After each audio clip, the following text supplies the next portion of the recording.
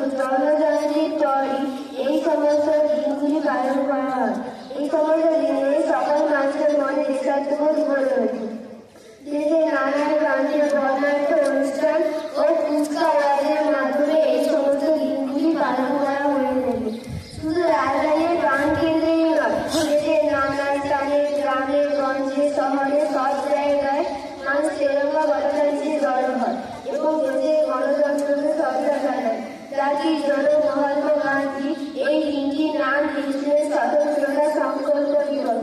1929 সালে পণ্ডিত জওহরলাল নেহরুর নেতৃত্বে পূর্ণ স্বরাজ আনার শপথ নেওয়া হয়েছিল। তারপর 1930 সালে 26শে জানুয়ারি ঘোষণা করা হয় এটি স্বাধীনতা দিবস হিসেবে পালন করা হয়। তারপর 200 বছরের স্বাধীনতা ঘুচিয়ে ভারত যখন 1947 সালে 15ই আগস্ট স্বাধীনতা লাভ করলো, তখন সেই দিনটি স্বাধীনতা দিবসের মর্যাদা পেয়ে গেল।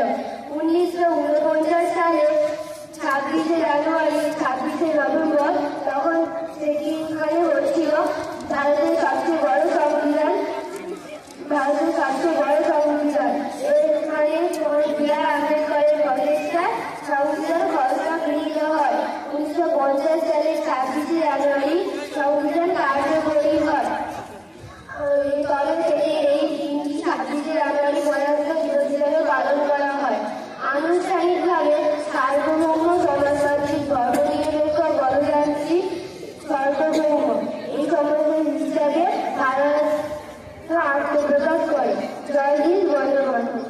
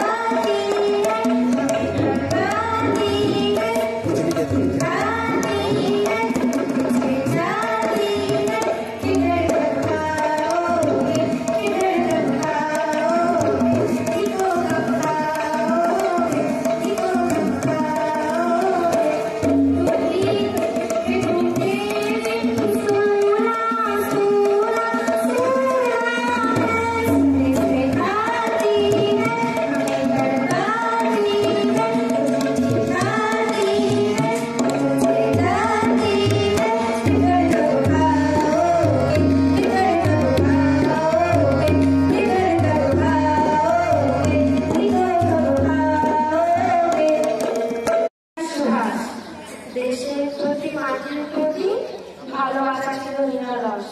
দেশ মাতৃকার দামাল ছেলে তুমি সুভাষ চন্দ্র বোস। দেশের সকল লোকে তোমায় লেগেছে বলেই জানেন। দেশের স্বাধীনতায় তোমার অবদান সবাই মানে। না থাকলে তুমি হে বীর সংগ্রামী, ভারতবর্ষ স্বাধীন হতো না। তুমি তো ছড়ালে স্বাধীন চেতনা। আর সেই স্বাধীন ভারতে তোমায় প্রণাম জানাই। ভারতবাসী যেন কখনো তোমাকে ভুলে না যায়। আর এই স্বাধীন ভারতে আমাদের দেশে অনেকে তোমার স্মরণ আসে মাঝে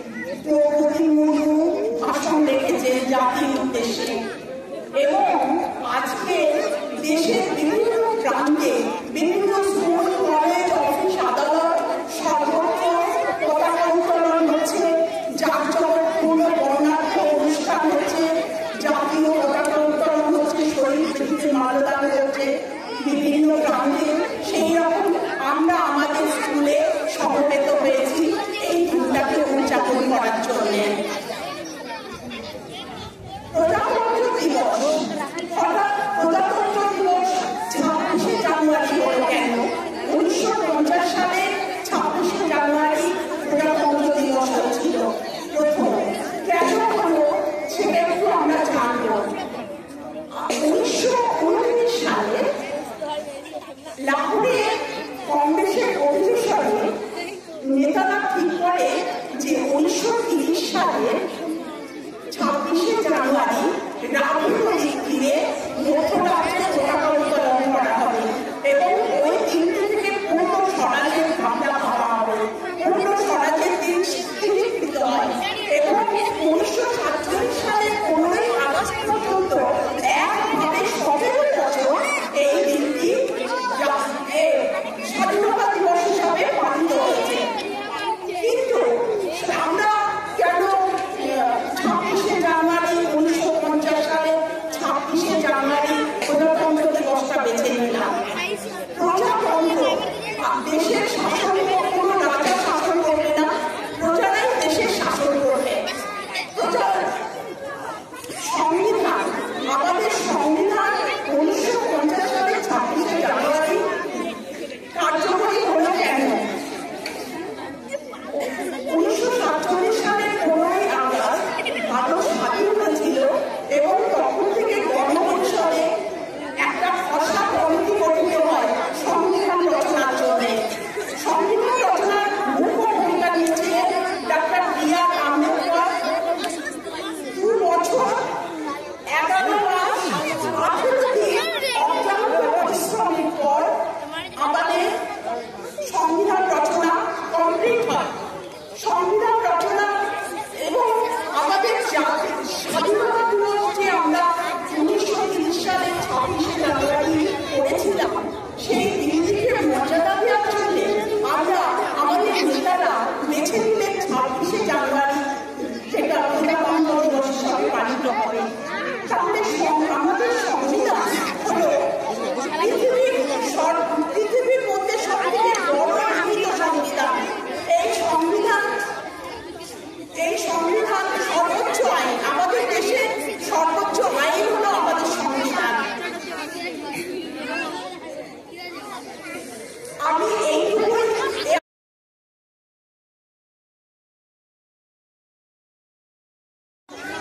আজ 26শে জানুয়ারি 2025 আমাদের দেশে আমরা যে আগে প্রজাতন্ত্র দিবস পালন করছি, যেহেতু তার 75 বছর পূর্তি হয়েছে, সে কারণে আগের দিনটি বিশেষ গুরুত্বপূর্ণ। অর্থাৎ 75 বছর পূর্তি 76তম প্রজাতন্ত্র দিবস। তো এই অনুষ্ঠানে বিদ্যালয়ের যে আমাদের উদযাপন, সেখানে উপস্থিত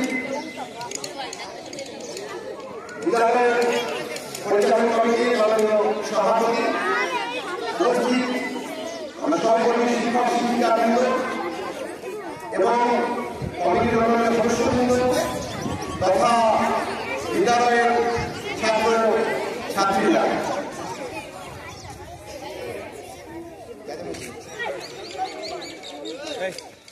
তোমরা আগের দিনের এই উদযাপনের সময় শুধু দাঁড়িয়ে থাকা নয়, তোমাদের কথা একটু শুনতে হবে, তোমাদের একটু বিষয়টা নিয়ে পড়াশোনা করতে হবে।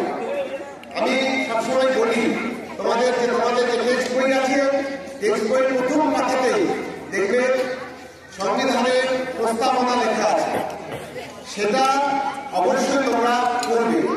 প্রত্যেকের বইতেই পাবে সংবিধানের প্রস্তাবনা।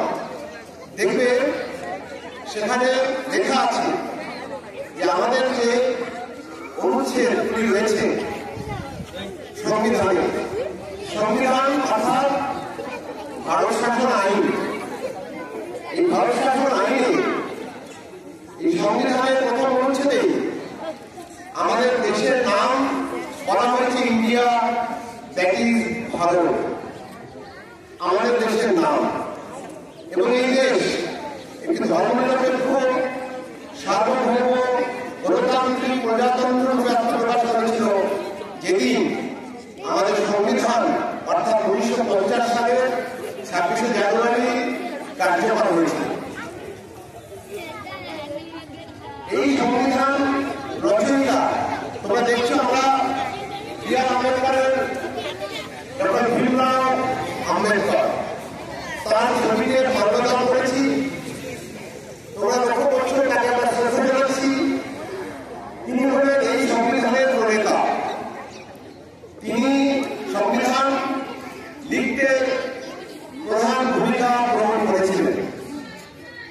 এই সংবিধান তৈরির জন্য তৈরি হয়েছিল গণপরিষদ। তখন এর স্বাধীন হয়নি। 1946 সালে 9 ডিসেম্বর ওই সময়ে তোমরা জানো আমাদের পার্লামেন্ট ভবনের নাম তোমরা শুনেছ, সংসদ ভবনের সেন্ট্রাল হলে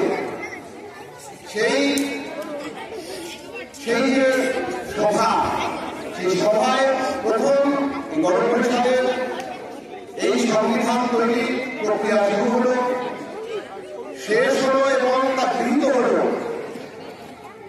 1949 সালে 26 নভেম্বর। তোমরা বুঝতেই পারছো মুক্তির সমালোচনে কত প্রাণ হল বলিদান। যারা প্রাণ বলিদান দিলেন তাদের উদ্দেশ্যে শ্রদ্ধা জ্ঞাপন, তাদের মনে রাখা, তাদের অবদানকে স্মরণ করা।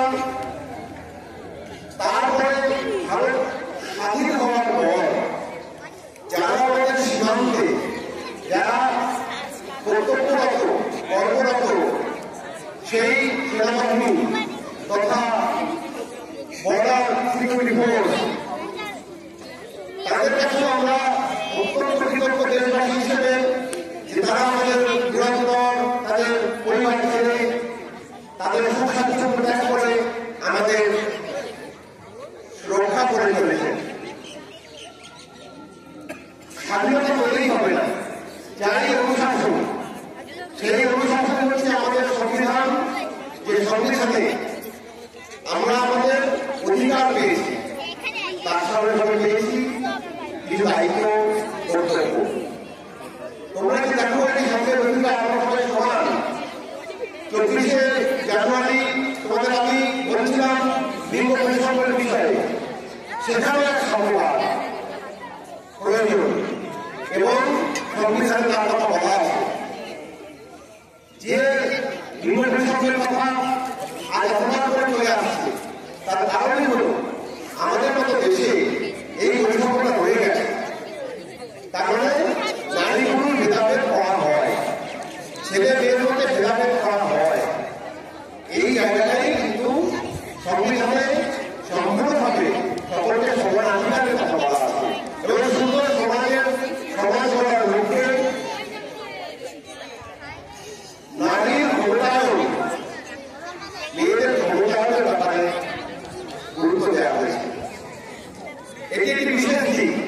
তাছাড়া শিক্ষাগত যোগ্যতার মাধ্যমে আমাদের সকলকে একটা জায়গায় পৌঁছতে হবে, যাতে সেই শিক্ষাগত যোগ্যতা নিয়ে আমরা এই দেশের কর্মপরিচালনা করতে পারি। অশিক্ষিত থেকে একটা চেষ্টা করে যাবে না।